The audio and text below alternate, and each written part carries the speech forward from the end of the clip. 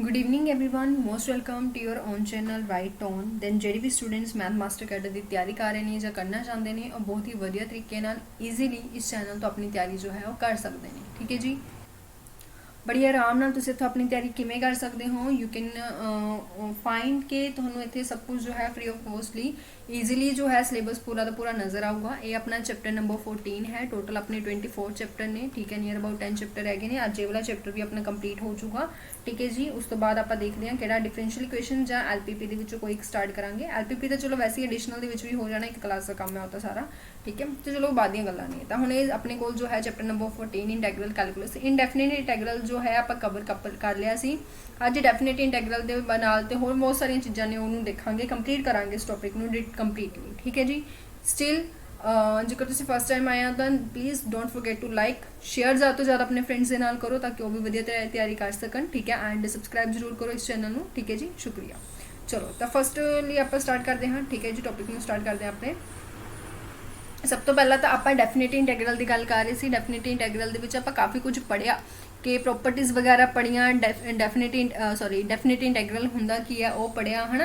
ये सारा कुछ आप पढ़िया कि किहड़ियां प्रॉपर्टीज़ होंदियां ने थोड़ा रीकैप कर लैने कि अगर तुहानूं कोई भी ए तो लैके बी तक कोई भी फंक्शन की इंटीग्रेशन करने लई कह दिता गया तो इसका मतलब की है कि पहला उसकी इंटीग्रेशन करो ठीक है और उस तो बाद की करो उस दे विच एक बारी अपर लिमिट माइनस एक बारी लोअर लिमिट पुट करके अपना आंसर है जो फाइंड आउट करो। ये अपना सी ठीक है डेफिनेट इंटैग्रल। जेकर तुसीं इसदियां प्रॉपर्टीज़ की गल करते हो कि इसदियां प्रॉपर्टीज़ जो कि आप कल ऑलरेडी कीतियां सी एक बार थोड़ा रिकैप कर लैने ठीक है। तो वह मेरे को की कुछ हुंदा है कि अगर तुसी ए तो लैके बी तक किसी भी फंक्शन की इंटैग्रेशन करते हो तो सिर्फ तो सिर्फ वेरीएबल का फर्क पा देने हो, बाकी सब कुछ सेम है तो कोई भी फर्क नहीं पैंदा, दोनों सेम ही रहेंगे। यही मैं थोड़ा एग्जाम्पल लैके भी करवाया सी प्रीवियस क्लासेस किसी ने नहीं देखिया तो देख लो हाँ जी। तो सेकेंड अपनी कहा कि जेकर तुम लिमिट्स नूं चेंज कर देने हो तो ये थोड़े को ए तो बी चला जाएगा, सॉरी ए तो बी ही लिखता मैंने दोबारा, बी तो ए हो जाएगा। मतलब जो तुसी लिमिट्स नूं अपर तो लोअर तो अपर तो चेंज करते हो तो थोड़े को कुछ इस तरीके नाल नेगेटिव साइन जो है वो सामने आता है ठीक है जी। थर्ड अगर आप गल करिए जेकर तुसी इसनूं ब्रेक करना चाहते हो दैन ओबवियसली तुसी इसनूं ब्रेक भी कर सकते हो लिमिट नूं ठीक है। यदि भी मैं तुहानूं एग्जाम्पल करवाई सी कि पर वो कंडीशन होनी चाहिए है कि जिस नंबर के नाल तुसी इसनूं ब्रेक कर रहे हो वह नंबर जो है वो तुहाडा किते ना किते की होना चाहिए ये विच बिलोंग करना चाहिए ठीक है जी। मतलब सी के इंटरवल के विच ए और बी के विच वाला कोई नंबर होना चाहिए, बाहर वाला नंबर नहीं होना चाहिए। फोर्थ अगर तुसी गल करो होर किहड़ी प्रॉपर्टी ये कवर की सी आपां तुसी सिर्फ इस एक नहीं बल्कि एक तो ज़्यादा भी इसनूं ब्रेक कर सकते हो ठीक है जी। एक तो ज़्यादा भी इसनूं ब्रेक कर सकते हो मीनस टू से कि जेकर तुसी ए तो C1 ठीक है फिर C1 तो C2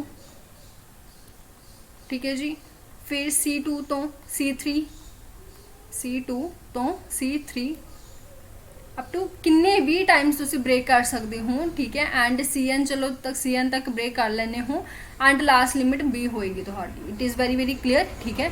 और इत्थे एक चीज़ क्लीयर है कि थोड़े कोले जो A की वैल्यू C1 तो वड्डी छोटी होनी चाहिए है, C1 की वैल्यू C2 तो मतलब ये सारिया वैल्यूज इस तरीके नाल एक पर्टिकुलर ऑर्डर के विच अरेंज होनी चाहिए ने। फॉर एग्जाम्पल लैट तुहानूं एक इंटैग्रेशन दे दी 1 तो लैके 5 की एक्स की है ना।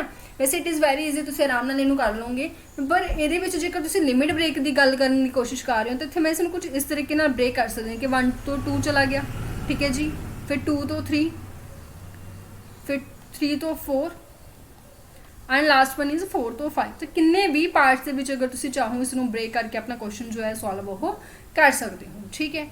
क्लीयर है। हुण जेकर तुसीं गल करो मोड वाला फंक्शन लै लो कोई भी लैट मैनूं कोई भी क्वेश्चन दिता हुआ है 0 तो 4 ये मैंने जो फंक्शन है वो मोड के विच पे है तो इस मैंने की करनी है जी इंटैग्रेशन करनी है। फर्स्टली आई विल फाउंड कि जो मेरे को x-2 है जेकर मैं ध्यान नाल देखा तो x की वैल्यू 2 आती है तो मतलब मैंने 2 के उपर इसनूं ब्रेक करना है। 2 के उपर किवें ब्रेक करोगे 0 तो 2 तक जाएगी एक वैल्यू, जो 0 तो 2 तक वैल्यू होएगी तो इसने मतलब मोड ऑफ x-2 ने की हो जाना है एक बारी यह पॉजिटिव होंदा है एक बारी यह नैगेटिव होंदा है। बट जो भी तुसीं वैल्यू 2 पुट करोगे तो इन्हें नैगेटिव होना है तो ऑब्वियसली इसनूं तुसीं नैगेटिव साइन के नाल लिखोगे।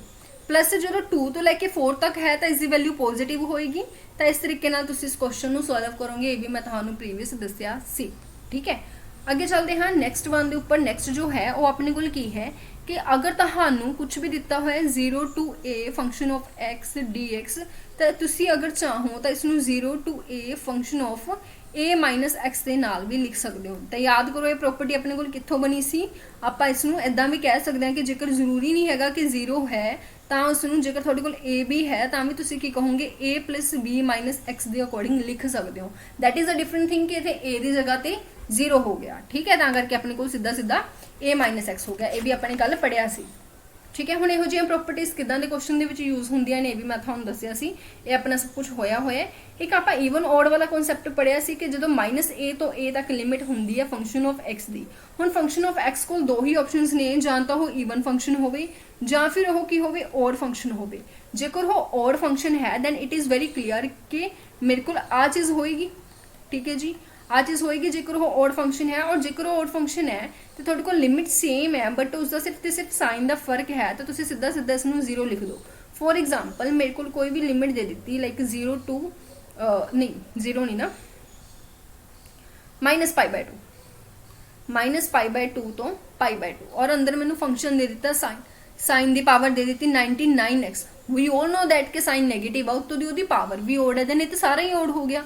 अगर ओड फंक्शन है तो मैंने उन्हें सोल्व करने की लोड़ नहीं है। हुण मैं 99 पावर नूं सोल्व नहीं करन बैठूंगी इत्थे, तो मेरे को सीधा सीधा रिजल्ट है कि इहदा आंसर की होएगा 0 होएगा। बट यही चीज़ अगर तुहाडे कोल ईवन फंक्शन दे विच हो जाती है लाइक -π/2 तो लेके π/2, इत्थे मैं कोई भी ईवन फंक्शन लै लवां, तुहानूं पता है कि कोस जो है वो ईवन फंक्शन हुंदा है क्योंकि इहदे विच माइनस पुट करो ना पुट करो कोई फर्क इहनूं नहीं पैंदा।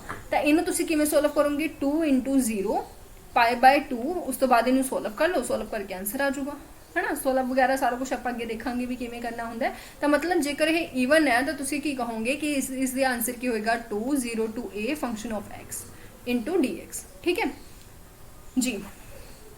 हुण अपने को कई बार ना किदां हुंदे आ क्वेश्चनस, ऐदां दे भी क्वेश्चनस आ जाते हैं कि -π/2 तो π/2 तो देता मैम सानू, ठीक है, पर ना इत्थे फंक्शन एक देने की बजाय ना दो फंक्शन देते। हुण इत्थे तुहाडे कोल किदां दीयां पॉसिबिलिटीज़ बनदियां ने। पहली पॉसिबिलिटी बनती है कि तुहाडे कोल जिहड़े दो फंक्शन तुहानूं दिते ने उहदे विचों एक फंक्शन ऑड है और दूसरा फंक्शन ईवन है, ठीक है। दूसरी पॉसिबिलिटी बनती है कि तुहाडे कोल जिहड़े दो फंक्शन दिते ने वो दोनों फंक्शन की होणगे ईवन होणगे। तीसरी पॉसिबिलिटी बनती है कि दोनों फंक्शन की होणगे ऑड होणगे। तो इत्थों आपां किवें अंदाजा लगा सकते हैं कि साडे कोल ओवरऑल जो फंक्शन बने हैं वो ईवन बने हैं जां ऑड बने हैं, ठीक है। हुण तुसीं ना सोचो कि फोर्थ पॉसिबिलिटी बन रही है ईवन इंटू ऑड दी, और मल्टीप्लाई अगे पिछे कोई फर्क नहीं पैंदा, ठीक है। तो इत्थे जस्ट गल ये हो रही है कि जां तां एक ईवन हो सकता है जां ऑड हो सकता है, जां दोनों ईवन हो सकते हैं जां दोनों ऑड हो सकते हैं, ठीक है। तो इन दैट पर्टिकुलर केस तुसीं कहोगे कि जेकर तुहाडे कोल एक फंक्शन कोई भी एक फंक्शन ईवन है तो दूसरा फंक्शन ऑड है तो तुसीं कहोगे कि ओवरऑल जो फंक्शन मेरे को बनेगा ना वो ऑड फंक्शन बनेगा। तो जिवें इत्थे एक ईवन फंक्शन है एक ऑड फंक्शन है दैन इहदे विच मैनूं कुछ करन दी लोड़ नहीं। मैंने देखा कि एक ईवन है एक ऑड है, दैट्स मीन ओवरऑल ऑड है, दैट्स मीन ये मेरा की बन गया 0 बन गया। वेरी वेरी सिंपल क्वेश्चन, ठीक है। मैं इत्थे एक dx लगाना भुल जानी हाँ, तुसीं नहीं भुलना, इत्थे जरूरी हुंदा है।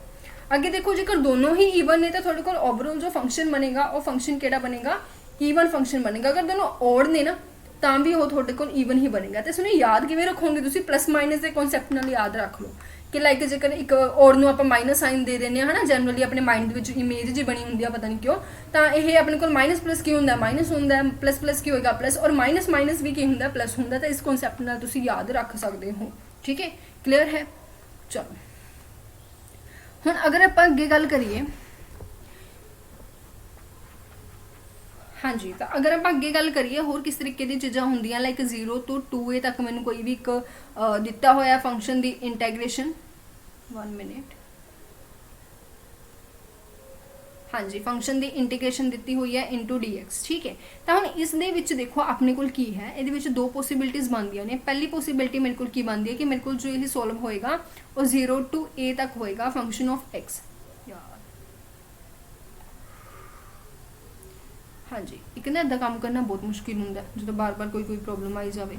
हाँ जी, तो ये आह चीज़ होएगी जां फिर दूसरा ही 0 होएगा। हुण तुहानूं किवें पता लगूगा कि ये 0 है जिसनूं इस तरीके नाल सॉल्व करना है। कहते जेकर तुहाडे कोले फंक्शन दे विच 2a माइनस x पुट करन तो बाद तुहाडे कोल वापस सेम फंक्शन आ जाए तो तुसीं बेफिक्र हो गए ਐਦਾਂ ਤੁਸੀਂ ਉਸ ਨੂੰ ਸੋਲਵ ਕਰ ਸਕਦੇ ਹੋ। मतलब a डबल c ਉਸ ਨੂੰ ਹਾਫ ਕਰਤਾ ਤਾਂ ਕਿੰਨਾ ਈਜ਼ੀ ਕੁਐਸਚਨ ਹੋ ਜਾਊਗਾ ਤੁਹਾਡਾ। ਠੀਕ ਹੈ, ਹੁਣ ਇਹਦੇ ਵਿੱਚ ਜੇਕਰ ਤੁਸੀਂ ਦੇਖੋ ਕਿ ਇਫ ਮੈਨੇ ਫੰਕਸ਼ਨ ਦੇ ਵਿੱਚ 2a x ਦਾ ਪੁੱਟ ਕੀਤਾ, ਉਹ ਮੇਰੇ ਕੋਲ ਫੰਕਸ਼ਨ ਦੇ ਇਕੁਅਲ ਵੀ ਆ ਗਿਆ, ਬਟ ਉਹ ਨੈਗੇਟਿਵ ਫੰਕਸ਼ਨ ਦੇ ਇਕੁਅਲ ਆਇਆ, ਤਾਂ ਉੱਥੇ ਤੁਸੀਂ ਕਹੋਗੇ ਸਿੱਧਾ ਸਿੱਧਾ ਮੇਰੇ ਕੋਲ ਕੀ ਹੋ ਗਿਆ, 0 ਹੋ ਗਿਆ। ਦਰਅਸਲ ਇਹ ਚੀਜ਼ ਜੋ ਹੈ ਪਿਛਲੀਆਂ ਚੀਜ਼ਾਂ ਤੋਂ ਹੀ ਮਿਲ ਕੇ ਬਣੀ ਹੈ, ਕੁਝ ਨਵਾਂ ਨਹੀਂ ਹੈ। ठीक है, क्लियर है। पीरियोडिक वाला थोड़ा पता ही है कि जेकर 0 तो n इंटू ए कोई फंक्शन है और फंक्शन मेरे को की है पीरियोडिक फंक्शन है, तो कुछ नहीं करना, बस ए मेरे को आ जाऊगा, इनू सॉल्व कर लो। बट इतने ध्यान रखियो F must be periodic table हो, पीरियोडिक होना जरूरी है उसका। फॉर एग्जाम्पल 0 तो 2 पाई दे दिता, अंदर मैनू tan x दे दिता। tan x बारे अपन सारे पता है कि tan x की होंगे जी, tan x पीरियोडिक होंगे, so you can solve it like this, बस सॉल्व करो, आंसर आ जाना। ठीक है, क्लियर है। चलो हाँ जी, अगे चलते हाँ नैक्सट वन के उपर। हुण एक थोड़े माइंड दे विच ये भी होगा कि मैम मोड वाली चीज़ तो तुसीं सानूं दस दी, ठीक है, थोड़ा ग्रेटेस्ट इंटीजर बारे भी दस देंगे, सानूं पता लग जाता है कि ग्रेटेस्ट इंटीजर किवें सॉल्व करते हुंदे आ। तो ग्रेटेस्ट इंटीजर का क्वेश्चन लै लैंदे, एक लैट मैनू कोई भी एक फंक्शन दे दिता, सीधा सीधा ग्रेटेस्ट इंटीजर ही लै लो, किवें ना है ना पजल होना। तो 0 तो लैके 2 तक लै लिया मैंने, ठीक है। तो इसकी मैंने की करनी है, इंटीग्रेशन करनी है। तो हुण इसकी इंटीग्रेशन करांगे किवें, ठीक है। लो देखो देखो देखो, हाँ जी, तो इसकी इंटीग्रेशन करनी किवें है। हुण इसकी इंटीग्रेशन पहली गल तो जिवें तुहानूं पता है कि इसनूं तोड़ लो, ब्रेक कर लो। सब तो पहला काम होएगा इसनूं ब्रेक करना। 0 तो 1, ठीक है जी, mod x sorry greatest integer of x plus 1 तो 2 ग्रेटेस्ट इंटीजर ऑफ x, ऐदा करके मैंने इनू की कर लिया, ब्रेक कर लिया। हुण तुसीं आप सोच के देखो कि थोड़े कोल लोअर लिमिट 0 है, अपर लिमिट 1 है और ग्रेटेस्ट इंटीजर का फंक्शन 0 है, तो तुसीं हमेशा ही इस लोअर लिमिट पुट करनी होंगी है, चाहे कुछ मर्जी हो जाए। ठीक है जी, चाहे कुछ मर्जी हो जाए, तुसीं हमेशा इस लोअर लिमिट पुट करो। तो थोड़े कोल कितना बन गया, 0 to 1 0, 1 मिनट जी, 1 मिनट जस्ट जी, 0 इसकी इंटीग्रेशन करनी है और 1 तो 2 इतने कितना होएगा, 1 होएगा, इसकी इंटीग्रेशन करनी है। ठीक है, हुण 0 तो 0 होंदा, तो सॉल्व करो ना करो, है ना। 0 का ग्रेटेस्ट इंटीजर कितना होंदा, 0 का ग्रेटेस्ट इंटीजर कितना होंदा, आपां सारिआं नूं पता है 1, ठीक है। और 1 का ग्रेटेस्ट इंटीजर कितना होंदा, 1, then it is very very clear. ठीक है, तो मेरे को कितना आ गया, 1 आ गया, 1 0 to 1 इसकी इंटीग्रेशन होएगी, प्लस 1 तो 2 1 इसकी इंटीग्रेशन होएगी। बस सॉल्व कर लो, सॉल्व करके आंसर आ जाएगा। ठीक है जी, सॉरी माय बैड, इतने मैं ग्रेटेस्ट इंटीजर 0 लिखना सी, होर कुछ करता। चलो ठीक है, ठीक है, इदा आराम नाल क्वेश्चन सॉल्व हो जाना है। हुण अगर तुसीं ध्यान नाल होर चीज़ देखो तो कई स्टूडेंट्स इसनूं सीधा सीधा याद रख लैंदे हैं, वो तो चलो शॉर्ट ट्रिक आपां कर ही लई सी, है ना। ठीक है, अगे देखते हैं होर थोड़ियां किहड़ियां चीज़ां इहदे विच कवर अप होंदियां ने। ऑड फंक्शन वाला कॉन्सैप्ट भी अपना हो चुकिया है ना, तो कुछ शॉर्ट ट्रिक्स ने, ठीक है। वैसे तो ये रिजल्ट बनते हैं, बट कुछ शॉर्ट ट्रिक्स भी ने, वो तुसी एज इट इज़ याद रख लो।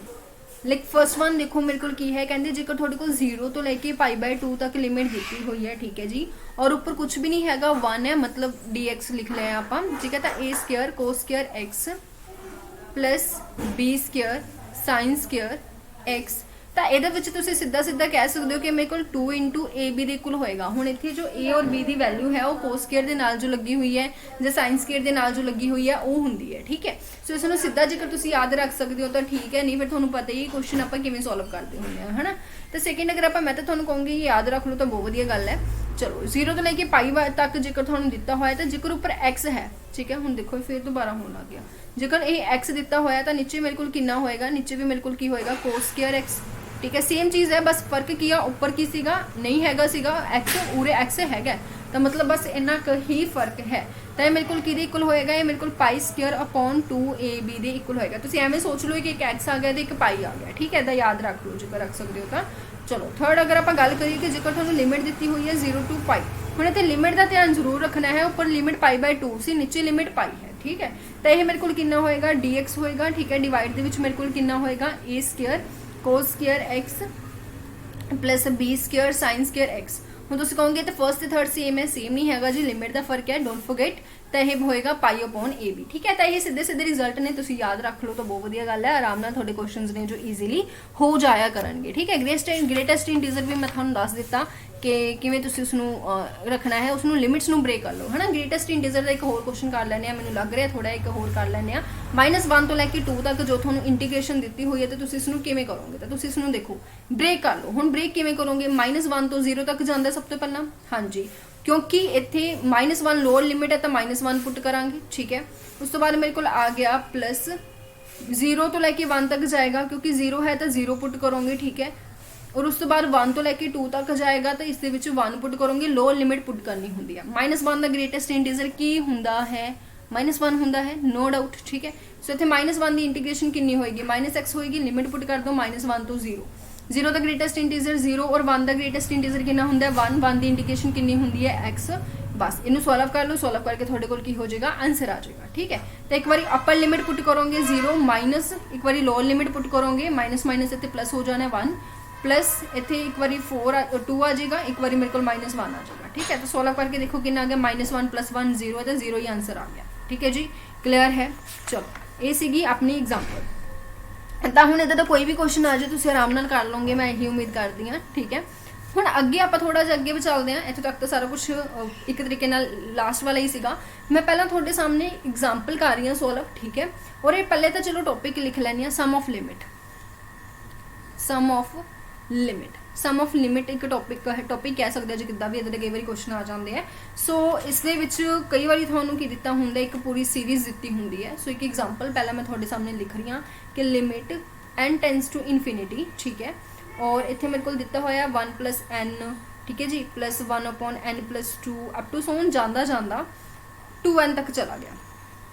इनू सॉल्व करने लई कह दिता, इसनूं तुसीं विद द हेल्प ऑफ इंटैग्रेशन किवें सॉल्व कर सकते हो। सब तो पहला मैं इधर स्टैप भी लिख रही हाँ 2 पेज छड्ड के। सब तो पहला स्टैप जो थोड़ा होएगा, स्टैप नंबर 1, सब तो पहला तो TR फाइंड कर लो। TR फाइंड करने का मतलब की है कि आर्थ टर्म फाइंड कर लो। हुण तुसीं इत्थे जो आर्थ टर्म फाइंड करोगे, फर्स्ट टर्म देखो मेरे को, हुण इत्थे तुहानूं ऑब्जर्व करना पएगा कि फर्स्ट टर्म कितनी है, सैकेंड टर्म कितनी है, उस अकॉर्डिंग ही तुसीं आर्थ टर्म लिख सकते हो। फर्स्ट टर्म दे विच n + 1 सी, सैकेंड टर्म दे विच n + 2 सी, तो आर्थ टर्म दे विच n + r होएगा। सब तो पहला काम थोड़ा की होया करूँगा, यह फाइंड आउट करना। उस तो बाद सैकेंड काम होया करेगा पुट करना n की वैल्यू नूं 1/h। ठीक है जी, सैकेंड काम थोड़ा होया करेगा, इत्थे स्टैप 2 करके लिख लो, step 2 put the value, put की पुट करना है n, हमेशा हमेशा n की वैल्यू नूं 1/h पुट कर दो, है ना। तो जो तुसीं हमेशा n की वैल्यू नूं 1/h पुट करोगे तो की फर्क पऊगा, देखो तुसीं इहदे विच जदों, just wait for 1 minute please जी। तो हुण इस दे विच पुट करो, है ना, पुट करके तुहाडे कोल की आ जाना है, सॉरी हाँ जी, तो पुट करो, ये पुट करोगे तो कितना बन जाएगा। एक तरीके नाल तुसीं ये भी कह सकते हो कि जिथे भी तुहानूं NH नज़र आवे दोनों इकट्ठे, तो उसकी जगह पर 1 पुट कर दो, तो तुहाडे कोल की बन गया, तुहाडे कोल बन गया जी 1/n की जगह पर मैंने 1/h पुट किया प्लस r, आ चीज़ बन गई। क्लीयर है, आ चीज़ बन गई। ठीक है, सो यदा एलसीएम वगैरह लैके मेरे को कितना बन गया, मेरे को बन गया h/1 + RH, आ चीज़ बन गई। ठीक है, सो हुण इत्थे तुसीं की करना है, इत्थे मैं की करूँगी RH नूं x पुट कर दिया करूँगी।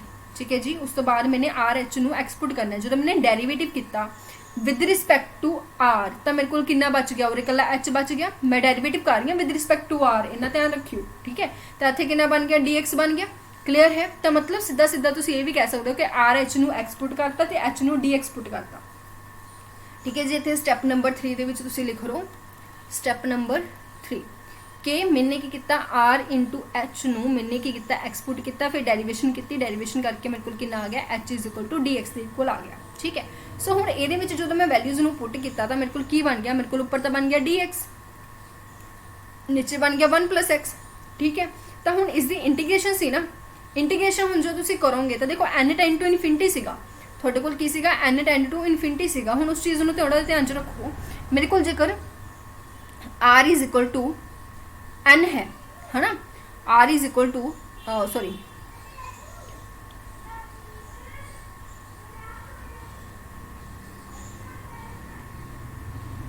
1 मिनट, सिंपल है, सॉरी मैं इत्थे r करी जानी हाँ। मेरे को देखो की सीगा इत्थे मैंने n is equal to 1 r is equal to n is equal to 1/h put किया सी है ना, तो मेरे को NH किहदे इक्वल आ गया सी 1 दे इक्वल आ गया सी है ना। तो मैं इत्थे की करदी हां r नू n पुट किया तो मेरे को कितना बन गया RH इज इक्वल टू 1 बन गया है ना। दोनों जगह ते r की वैल्यू जो मैं n पुट की तो दोनों जगह ते h नाल मल्टीप्लाई कर दी तो RH is equal to NH हो गया। ठीक है, तो क्लीयर जी गल ये भी हो जाती है कि थोड़े कोले हुण इत्थे तुसीं लिमिट्स फाइंड आउट कर सकते हो। लिमिट्स किवें फाइंड आउट कर सकते हो, जिवें जिवें तुसीं आर दी वैल्यूज़ पुट करोगे उवें उवें थोड़े को लिमिट्स आई जाएगी। ठीक है, तो क्लीयर जी गल है, थोड़े को इन्ना कुछ करने की वैसे जरूरत नहीं है। थोड़े को 110% 90 या 80% क्वेश्चन के विच तुहाडे कोल लिमिट 0 to 1 ही आएगी। ठीक है जी, मोस्टली तुहाडे कोल जो लिमिट है वो 0 to 1 ही होएगी। ठीक है, क्लीयर है। मोस्टली क्या है, हुण इत्थे मैं सारे क्वेश्चन च नहीं कहा कि तुसीं इदां दे कोई क्वेश्चन लैके आओ तो कहो मैम तुसीं गलत हो, इदां दा कुछ नहीं है। मोस्टली जो क्वेश्चन ने जो थोड़े लैवल के क्वेश्चन ने वो लिमिट सेम होंगी है। ठीक है, सो कुछ नहीं, बस इसमें सॉल्व कर दो। सॉल्व करोगे तो log 1 + x और इसकी लिमिट पुट कर दो 0 to 1 and find out the answer. ठीक है, तो ये जो क्वेश्चन ने उस तो बाद तुसीं स्टैप 4 लिख लो कि इत्थे मैंने की करना है फाइंड लिमिट्स एंड इंटीग्रेशन कर देनी है। दैट्स इट, लिमिट्स फाइंड करो तो इंटीग्रेशन कर दो। ठीक है, क्लियर है। चलो अगे चलते हैं।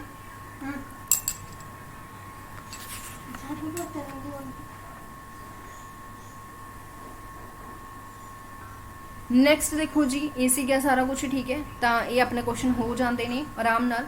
हुण अपने कोल कुछ पॉपूलर क्वेश्चन इस कैटेगरी के भी आते हैं। 0 to π/2 लिमिट मैंने दी हुई है और साइन की पावर कुछ भी दी हुई है, NX दे दी है लाइक है ना। तो इनू वैसे शॉर्ट ट्रिक कह देंगे है ना, जेकर n ईवन है n ओड है, थोड़े सारे ने कराया होएगा, जो नहीं कराया तो देख लो। कहते इफ जो थोड़े कोल n है वो ईवन है तो तुसी क्वेश्चन नू किवें सॉल्व करना है, तुसी कुछ नहीं करना, तुसी की करना है n-1 n-3 अप टू सोन जो तक थोड़ा माइनस हो रहा है ना, जो तक थोड़ा माइनस हो रहा है, divide by n n-2 up to सोन जो तक थोड़ा माइनस हो रहा है और इंटू दे विच π/2 थोड़ा आंसर आ जाऊगा, थोड़ा आंसर आ जाऊगा।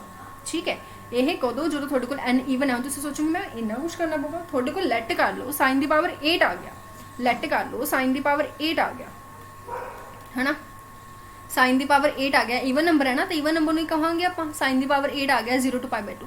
हुण दसो किन्ना कुछ करना पै रहा। पहले तो n-1 मतलब 7 तो बाद जी ऑड नंबर्स ने वो लिख लो, मतलब 5 मतलब 3 मतलब 2 मतलब जो तक 2 नहीं सॉरी 1। ठीक है, तो डिनोमीनेटर के जो ईवन नंबर्स होंगे, एक बारी n आ गया, एक बारी 6 आ गया, एक बारी 4 आ गया, एक बारी मेरे को 2 आ गया, इंटू मेरे को की होएगा π/2। सॉल्व करो, आंसर आ जाना। दैट्स इट, कि डिफिकल्ट है नहीं। ठीक है, हुण तुसीं सोचोगे अच्छा ठीक है if n is odd then, जेकर मेरे को n ओड है तो थोड़ा दिता होया 0 तो लेके π/2 और साइन की पावर कुछ भी NX है, तो इस क्वेश्चन को किवें सॉल्व करोगे। इस क्वेश्चन को तुसीं सॉल्व करोगे सेम दे नाल, बस नाल π/2 जो है वो नहीं आएगा।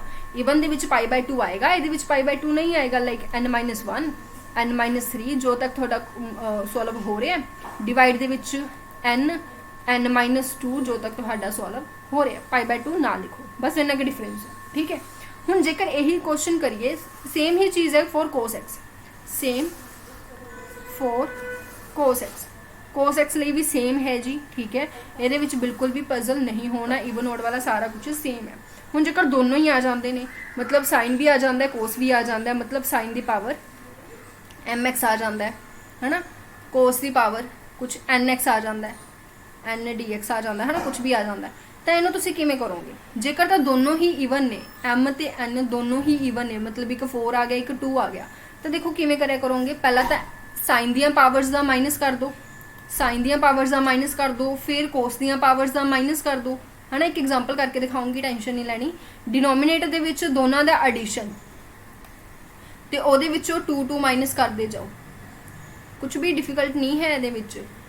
एक बार समझ आ गया, एक बार प्रैक्टिस होगी, बहुत ईजी लगेगा। m+n-4 अप टू सोन चलता रहे। जो ईवन है तो ईवन ने तो π/2 को पक्का किया होया, फ्रेंड बनाया होया, तो नाल π/2 लिखांगे। फॉर एग्जाम्पल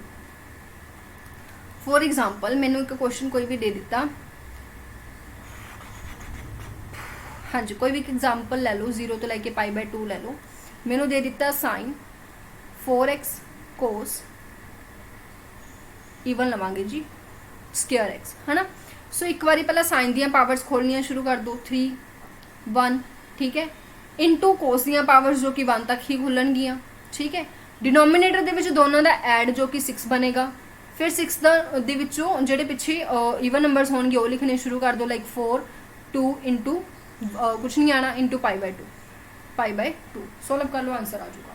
ਸੇਮ ਸਾਰਾ ਕੁਝ ਕਿਹਦੇ ਲਈ ਹੈ, ਓਡ ਲਈ ਹੈ, ਕਿਉਂਕਿ ਓਡ ਦੀ ਆਪਣੇ π/2 ਦੇ ਨਾਲ ਕੋਈ ਇੰਨੀ ਕੋਈ ਗਹਿਰੀ ਦੋਸਤੀ ਹੈ ਨਹੀਂ। ਦੈਟਸ ਵਾਈ ਓਡ ਦੇ ਵਿੱਚ ਜੋ ਤੁਸੀਂ ਲਿਖੋਗੇ ਜਦੋਂ m ਅਤੇ n ਦੋਨੋਂ ਓਡ ਹੋਣਗੇ, ਇਫ m ਔਰ n ਇਜ਼ ਓਡ ਦੈਨ ਉੱਥੇ π/2 ਨਹੀਂ ਆਏਗਾ, ਠੀਕ ਹੈ ਜੀ, ਉੱਥੇ π/2 ਨਹੀਂ ਆਏਗਾ। Very very easy and very very simple also.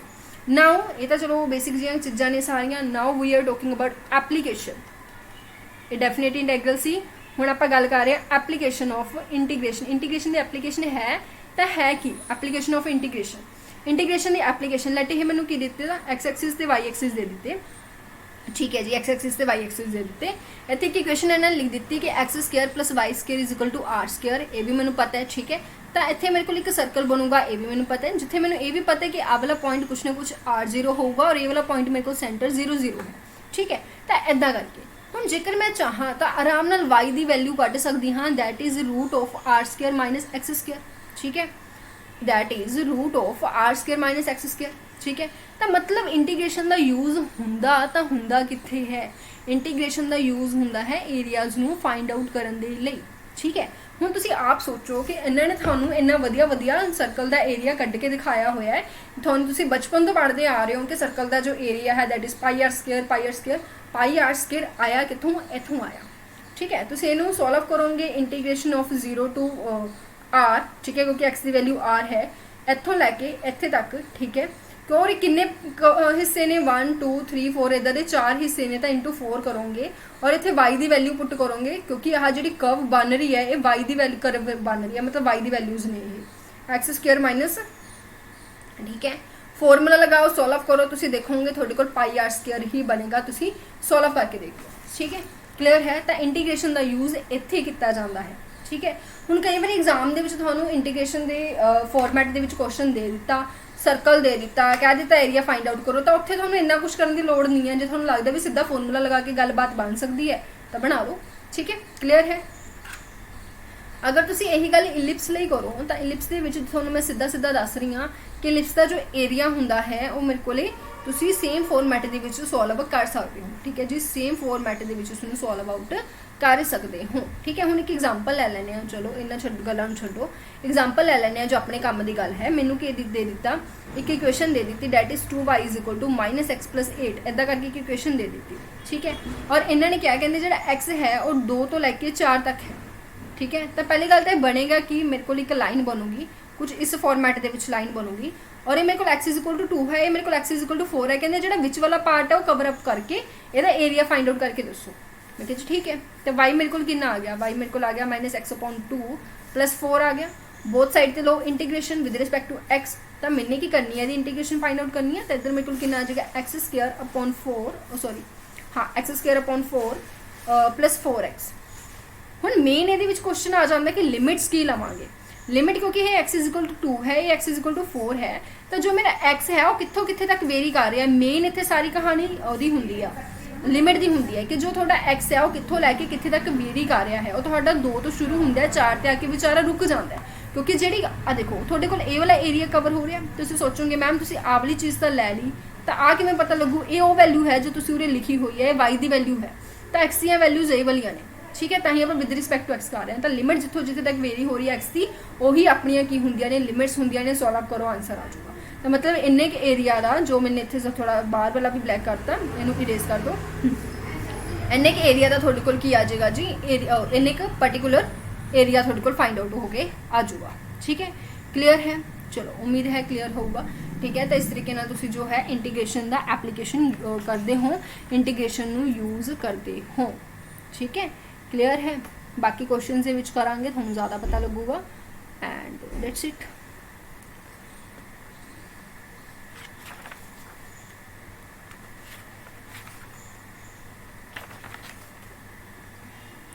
एक इस दे विच जो है अपने कोले चीज़ यूज़ होंदी है वो मेरे को की है I think so triple and double integration है ना, double and triple integration. Double integration की होंदी है, डबल ਇੰਟੈਗ੍ਰੇਸ਼ਨ। ਡਬਲ ਇੰਟੀਗ੍ਰੇਸ਼ਨ ਮੇਰੇ ਕੋਲ ਕੀ ਹੁੰਦੀ ਹੈ, मतलब ਤੁਸੀਂ दो बारी इंटीग्रेशन कर रहे हो तो दो वेरिएबल्स के अकॉर्डिंग कर रहे हो, एक बारी एक्स के अकॉर्डिंग एक बारी वाई के अकॉर्डिंग, ठीक है जी। एक ही होंदा है कादे वास्ते यूज़ की जाती है, to find out the area of curve. बिल्कुल भी ईजी नहीं, बिल्कुल भी डिफिकल्ट नहीं होंगी, मैं क्या बिल्कुल भी ईजी नहीं होंगी, हाँ बिल्कुल भी डिफिकल्ट नहीं होंगी, बहुत ही ज़्यादा ईजी होंगी है। लैट मैंने इतने कोई भी इंटीग्रेशन करना नहीं कह दिता, कुछ भी नहीं दिता, फंक्शन भी नहीं कुछ दिता, इतने मैंने दे दिता 0 तो 5 0 तो 4, ठीक है। तो देखो जो तुम यदि विद रिस्पैक्ट टू एक्स करोगे तो 0 to 4 with respect to x कितना हो जाएगा, एक्स हो जाएगा इंटू डी वाई, और एक्स दी लिमिट्स भी तो पुट करोगे 0 to 5, तो मेरे को कितना आ गया 0 to 4 5 आ गया। हुण ये विद रिस्पैक्ट टू वाई कर दो, तो मतलब बस 2 बार इंटीग्रेशन करनी है, होर कुछ भी नहीं है। जेकर तुहाडे कोल इदां दा क्वेश्चन आ जाता है कि 0 to 4 0 to 5 और अंदर कोई भी फंक्शन है नहीं, तो अखा बंद करके उपर वाले दी मल्टीप्लाई कर दो, तुहाडे कोल की हो जाएगा, आंसर आ जाएगा, ठीक है। सेम फॉर ट्रिपल है, ट्रिपल ਲਈ ਤੁਹਾਨੂੰ ਨੀਚੇ 0 ਤੋਂ ਲੈ ਕੇ 1 2 3 ਕੁਝ ਵੀ ਦਿੱਤਾ ਹੋਇਆ, ਔਰ ਅੰਦਰ ਹੀ 3 ਤੁਹਾਨੂੰ ਕੁਝ ਵੀ ਨਹੀਂ ਦਿੱਤਾ, मतलब ਸਿੱਧਾ ਇੱਦਾਂ ਦਿੱਤਾ ਹੈ, ਤਾਂ ਅੱਖਾਂ ਬੰਦ ਕਰਕੇ ਇਹਨਾਂ ਤਿੰਨਾਂ ਦੀ ਮਲਟੀਪਲਾਈ ਕਰ ਦਿਓ, ਉਹ ਤੁਹਾਡੇ ਕੋਲ ਕੀ ਹੋ ਜਾਏਗਾ, ਆਨਸਰ ਆ ਜਾਏਗਾ, ਠੀਕ ਹੈ। ਇਹ ਤਾਂ ਸੀ ਡਬਲ। ਹੁਣ ट्रिपल ਦੀ ਗੱਲ ਕਰ ਲਈਏ ਤਾਂ ट्रिपल ਵੀ ਮੇਰੇ ਕੋਲ ਕੀ ਹੁੰਦੀ ਹੈ, ਹੁਣੀ ਤੁਹਾਡੇ ਸਾਹਮਣੇ ਲਿਖ ਕੇ ਦਿਖਾਈ, कुछ नहीं बस तुसी 3 बारी इंटीग्रेशन करनी होंदी है, ठीक है, 3 वेरिएबल्स के अकॉर्डिंग। हुण जो 3 बारी करोगे तो यह किहदे लई यूज़ की जाती है, वॉल्यूम नूं फाइंड आउट करने के लिए की जाती है। They are talking about the 3 dimensional. 3 dimensional दे विच की हुंदा, 3 टाइप्स, 3 अपने कोल की हुंदे ने यूनिट्स हुंदियां ने, ठीक है जी। क्लीयर है, चलो उम्मीद है ये चीज़ क्लीयर होगी, ठीक है जी। ये सी अपना डबल एंड ट्रिपल इंटैग्रल, बहुत ही ज़्यादा सिंपल जो क्वेश्चन ये आते हैं। ज़्यादा तो ज़्यादा की हो सकता है, एक थोड़ा वधिया वाला क्वेश्चन लैके देख लें जो थोड़ा इदा लगता है 2 तो लैके 5 एंड 0 तो लैके 3, ठीक है। अंदर मैंने कोई एक प्रॉपर फंक्शन दे दिता लाइक दिस, तो हुण ये की है, ये है dx dy, तो मतलब पहला मैंने इस फंक्शन की with respect to x integration करनी है, तो एक अकॉर्डिंग तुसीं इहनूं बाहर वाले नूं इदां ही रखो। ये with respect to x integration करोगे तो कितना आ जाएगा 4x³ अपॉन 3 प्लस 3। हुण इत्थे y तो एक तरीके नाल कॉन्सटेंट है ना, तो y नूं विच उलझाइओ ना, ठीक है। 0 तो लैके 3 dy, तो हुण जिथे जिथे x है उत्थे वैल्यू पुट कर दो, कितना बन गया जी 0 2 तो लैके 5, मेरे को कितना बन गया, मेरे को एक्स की जो मैंने 3 पुट की तो मेरे को कितना बन गया 9 36 प्लस 9y² माइनस 0 0, ठीक है। सो ये मेरे को जस्ट इन्ना कर रह जाएगा with respect to d y, तो डी वाई के अकॉर्डिंग इसकी इंटीग्रेशन कर दो, आंसर आ जाऊगा, ठीक है जी। क्लीयर है, चलो तो ये सारिया चीज़ां क्लीयर ने, कोई ये कोई भी डिफिकल्टी है नहीं। तो एक छोटा सा रिजल्ट ये भी है कि जेकर थोनों एक फंक्शन जो है वो दूसरे फंक्शन तो छोटा है, इट मीनस दोनों की इंटीग्रेशन भी की होएगी सेम ही, जो रिलेशन है वो फॉलो करेगी, दोनों का जो रिलेशन है वो सेम ही होएगा, ठीक है जी। क्लीयर है, चलो तो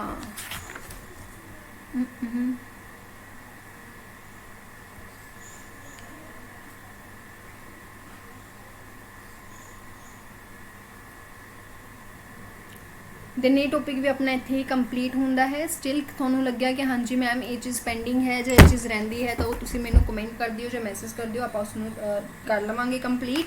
एंड इस तो बाद आपां देखदे हां किहड़ा टॉपिक शुरू करना है।